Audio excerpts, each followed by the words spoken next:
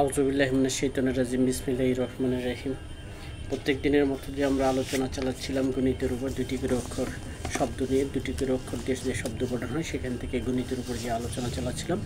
আজকের অক্ষর যেটা আলোচনা চালাবো সেটা হচ্ছে কি যে এন অক্ষর দ্বারা এনতে আজকে যে বলবো নাম্বার লাইন। নাম্বার লাইন শব্দের অর্থ হচ্ছে যে সংখ্যা রেখা। তারপরে এনতে যেটা বলবো সেটা হচ্ছে এনতে নাম্বার অর্থ হচ্ছে স্বাভাবিক সংখ্যা। তো আমরা এখানে আগেও বলছি স্বাভাবিক সংখ্যার চাইতে আমরা মোস্ট ইম্পর্টেন্ট সংখ্যা চারটা আমরা নির্ধারণ করে নিয়েছি। সেটা হচ্ছে কি যে বাইনারি, তারপরে হচ্ছে কি যে ডেসিমেল, অক্টাল আর হচ্ছে হেক্সাডেসিমেল। খুবই ইম্পর্টেন্ট, শিক্ষা জীবনে খুবই গুরুত্বপূর্ণ একটা দরকার আছে আমাদের। তা যাই হোক, আমরা কী লিখছি একটু দেখি বরাবরের মতো কী লিখছি। বলছি যে আমরা শূন্য থেকে কেন্দ্র করে যদি 1 to up to positive infinitive ধনাত্মক দিকে যে রেখার পথ অনুসরণ করে, অথবা অপরদিকে শূন্য থেকে -1 -2 আপ টু ও মাইনাস ইনফিনিটিভ পর্যন্ত ঋণাত্মক দিকে যে পথ অনুসরণ করি তাই সংখ্যা রেখা। উদাহরণ এখন একটা সংখ্যা রেখা দিয়ে দিয়েছি। তাহলে আমরা সংখ্যা রেখা 0কে কেন্দ্র করে ডান দিকে পজিটিভ, বাম দিকে নেগেটিভ, দুই প্রান্তের লাস্ট পর্যন্ত যাব, সেটা হচ্ছে পজিটিভ ইনফিনিটিভ, নেগেটিভ ইনফিনিটিভ পর্যন্ত। তাহলে আমরা অসীম পর্যন্ত যে বিস্তৃত লাভ আছে সংখ্যা, এই জ্ঞানটা লাভ করলাম। আর এই সংখ্যার রেখাকে বড় হাতের এন অক্ষর দ্বারা প্রকাশ করা হয়। তা দেখি পরবর্তী নাম্বার সিস্টেমে সেটা মনে লিখছি, দেখি কী বলি। স্বাভাবিক সংখ্যা বলতে সাধারণত 1 2 3 4 5 6 ইত্যাদি কে বোঝায়। ইহা ঋণাত্মক অথবা ধনাত্মক উভয়ই হতে পারে। সাধারণত বড় হাতের ইংরেজি অক্ষর বড় হাতের এন দ্বারা প্রকাশ করা হয়।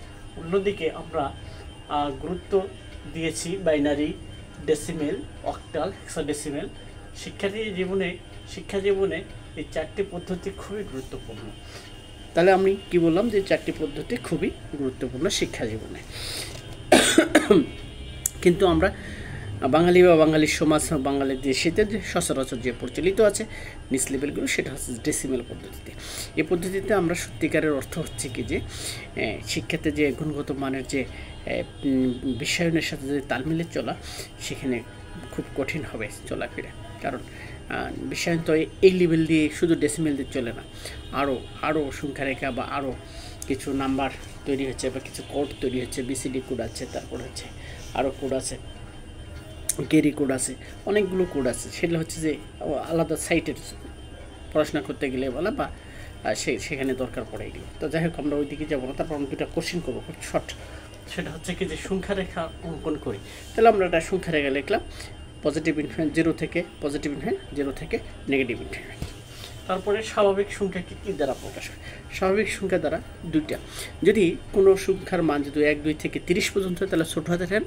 যদি দেখা যায় 30,30,000 তখন যায় বড় হাতের এন ব্যবহার করি। এটা হচ্ছে কি যে সংখ্যা ভিত্তিক পড়াশোনার ক্ষেত্রে এই জিনিসগুলোকে আমরা তাত্ত্বিক হিসাবে বা আপনি জ্ঞানের নলেজ হিসেবে ব্যবহার। তার চাইতে সহজ পদ্ধতি হচ্ছে এন দ্বারা প্রকাশ করি। বড় হাতের এন দ্বারাই হচ্ছে কি যে নেগেটিভ পজিটিভ উভয়টাকে প্রকাশ করা।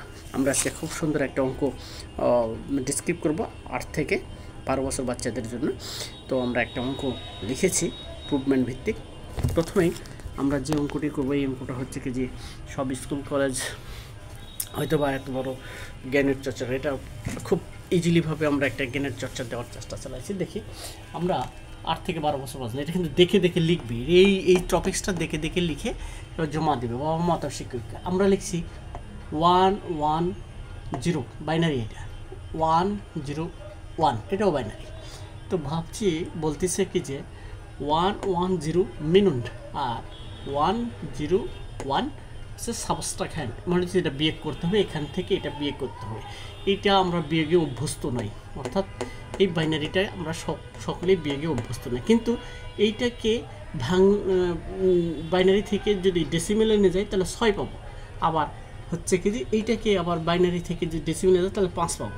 তাহলে 6 থেকে 5 বিয়োগ দিলে 1 হবে। এটা আমরা বাংলাদেশের যাকে দিবেন সেই পারবে, একদম ইজি। কিন্তু এখানে আসে আর পারবে না। এই সিস্টেমে আমরা তো কখনো দেখি নাই। অনেকেই বুঝবো, অনেকেই পাবো না। মিনুট যেটা হচ্ছে সংখ্যা থেকে বড় সংখ্যা থেকে ছোটটাকে বিয়োগ করে দেবো, যেটাকে বিয়োগ করবো সেটা হচ্ছে সাবট্রাহ্যান্ড বলা হয়। তো যাই হোক, আমরা এই সংখ্যাটাকে বার করবো। তাহলে আমরা এর আগে আমরা ভিডিওগুলো দিয়েছি, অনেক গুরুত্বপূর্ণ বলেছিলাম, আপনারা সেভাবে গুরুত্ব দিয়েছেন কিনা জানি না। আমি এখান থেকে বের করলাম এটা 6 1 1 0 বলতে এটা 6 বোঝাবে, এইটা আমি বের করলাম, তো এখান থেকে বের করলাম। আবার এইটা বোঝাতে হচ্ছে কি যে 6 বোঝাবে, আর এইটা বোঝাতে হবে 5 বোঝাবে, অর্থাৎ 101কে যদি আমি ক্যালকুলেশন করে বের করি তাহলে 5 12, আর 5কে আবার যদি ভাঙি তাহলে আবার আমি এটাই পাচ্ছি 101ই পাইতেছি, অর্থাৎ এটাই পাচ্ছি। আবার 6কে যদি আমরা ভাঙি অর্থাৎ বাইনারিতে রূপান্তর করি তাহলে 110 এটাই পাচ্ছি। তার মানে এইটা আমি ক্যালকুলেশন করে প্রুফ করে দেখলাম যে ম্যাথটা ঠিক আছে। এটা তো ঠিক করে বার করলাম যে 6 থেকে 5 বের করলো 1, তাহলে এইটার এখন 1 হবে। আমরা একটা শব্দ এখানে বার করবো, সেটা হচ্ছে ওয়ান্স কমপ্লিমেন্ট করে সাবট্রাহেন্ডকে পাই। সাবট্রাহেন্ড বলতে আমরা 101কে বোঝাচ্ছি। তাহলে এইটাকে একবার যদি ওয়ান্স কমপ্লিমেন্ট করি তাহলে সেটাকে ওয়ান্স কমপ্লিমেন্ট মিনস এখানে 101 আছে, যেখানে 0 আছে সেখানে 1 করবো, তার মানে বলছে যে 101 সমান সমান 010। আবার বুঝছি যেখানে 1 আছে এখানে 1 আছে, এখানে 01 আছে, যেখানে 0 মাঝখানে আছে মাঝখানে 1 বানাইছি, শেষে 1 আছে শেষে 0 রেখেছি। এইটার নামই হচ্ছে ওয়ান্স কমপ্লিমেন্ট, অর্থাৎ যেখানে 0 আছে সেখানে 1 হবে, আর যেখানে 1 আছে সেখানে 0 হবে। আমি সেই কথাটাই এখানে বোঝানোর চেষ্টা চালাচ্ছি। তো চালালে এটা একটা রেজাল্ট পেয়েছি। তো একবার ওয়ান্স কমপ্লিমেন্ট করলে যেটা পাইছি সেটা হচ্ছে এই যে টার্ন মারতেছি এইটা পেয়েছি, এটা হচ্ছে ওয়ান্স কমপ্লিমেন্ট। দেখেন যে তার বিপরীত মাঝখানে সমান সমান আছে, যেখানে এই পার 1 ছিল এই পার 0 হয়ে গেছে, মাঝখানে 0 আছে মাঝখানে 1 হয়ে গেছে, এই লাস্টে 1 আছে লাস্টে 0 হয়ে গেছে, অর্থাৎ বিপরীত। এইটার নামই হচ্ছে ওয়ান্স কমপ্লিমেন্ট। এখন বলছি কি, এখন ওয়ান্স কমপ্লিমেন্ট এর মান মিননের সাথে যোগ করে পাই। বাইনারিতে যোগ আবার অতি সহজ, আমরা সকলেই বুঝি। মিনন কোনটা? এইটা 110, এটার নাম হচ্ছে মিনন। তাহলে মিনন লিখছি 110 লিখছি আমরা। লেখার পরে কী বললাম, ওয়ান্স কমপ্লিমেন্টের ফল দ্বারা, অর্থাৎ এই ঘরেতে যে ফলটা পাইলাম এই ফল দ্বারা তার নিচে লিখে যোগ করলাম। 0 0 যোগ করলে 0 হয়, আমরা বাইনারিতে পড়ছি। 1 1 যোগ করলে 10 ধরতে হয়, 10-এর 0 লিখছি, হাতে থাকে 1 আবার এটার সাথে যোগ করে দিলে হোক আবার 10, তো 10 লিখছি। লেখার পরে বলতেছি এই লাস্টের বাম দিকের যেটা, এটা হচ্ছে ক্যারি ইন্ড অ্যারাউন্ড ক্যারি বলা হয়। তো ইন্ড অ্যারাউন্ড ক্যারিটাকে এই 0 নিচে লিখে যোগ করে দেবো। আবার দিলে বলা কী পাবো, এই 0 আর 1 যোগ করলে 1, এই 0 আছে 0, এই 0 আছে এই 0। আমরা জানি যে কোনো সংখ্যার বাম দিকে যদি 0 থাকে, ভ্যালুয়েবল সংখ্যার বাম দিকে সংখ্যা থাকলে সেগুলোর দাম হয় না, কিন্তু বাইনারিতে সব কিছু ধরে নিচ্ছে সেইভাবে লিখছি। তার মানে এখানে আমরা বিয়োগ করে কী পাইলাম, 1 পাইছি। এখানে বিয়োগ করে বাইনারিতে কী পাইলাম, 1 পাইলাম। কৌশল, এই যে পদ্ধতিগত চেঞ্জ, এই যে আমরা দেখে দেখে লিখে বাবা মা অথবা শিক্ষককে জমা দেব, এই অঙ্কগুলোর সিস্টেম উন্নত রাষ্ট্রের ইংলিশ মিডিয়াম বা উন্নত রাষ্ট্রের গণিত বইয়ে ক্লাস 3 4 5-এ শেখে। ক্লাস 3 4 5-এ শেখে। আমি এই ভাগ্যবশত আমি একটা ইংলিশ মিডিয়ামের বাচ্চারা দেখলাম, সেও এই ধরনের একটা ক্যালকুলেট আমার সামনে দিল। যদি এর উপর আমার অভিজ্ঞতা না থাকতো তাহলে ইংলিশ মিডিয়াম বাচ্চা পড়ানো যেত না।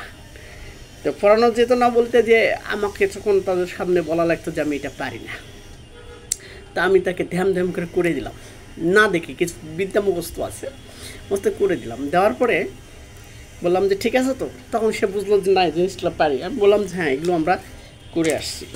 আর আমি এই অঙ্কটা করাইছি হচ্ছে যে স্টুডেন্টকে করাইছিলাম কত সালে, তার খাতা টাতা সবই আমার কাছে আছে, সে জমা দিয়েছিল।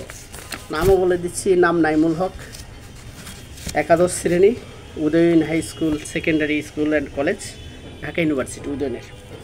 সে কত তারিখে করেছিল এটা, 26/10/2015, অর্থাৎ অক্টোবর মাসের মনে হয় 15 সালের অক্টোবর মাসে। তো এইটা এই স্টুডেন্টের গতি এখন অনেক ভালো, যে পড়ছে সে অনেক দূর চলে গেছে, মনে হয় এখন ইংল্যান্ডে আছে পড়াশোনা করতে করতে।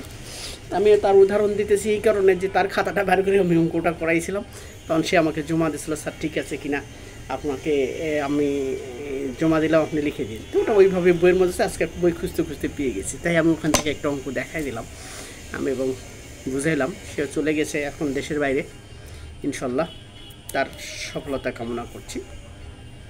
তো আজ এ পর্যন্তই, কথা হবে পরবর্তী ভিডিওতে ইনশাল্লাহ। আল্লাহ হাফিজ।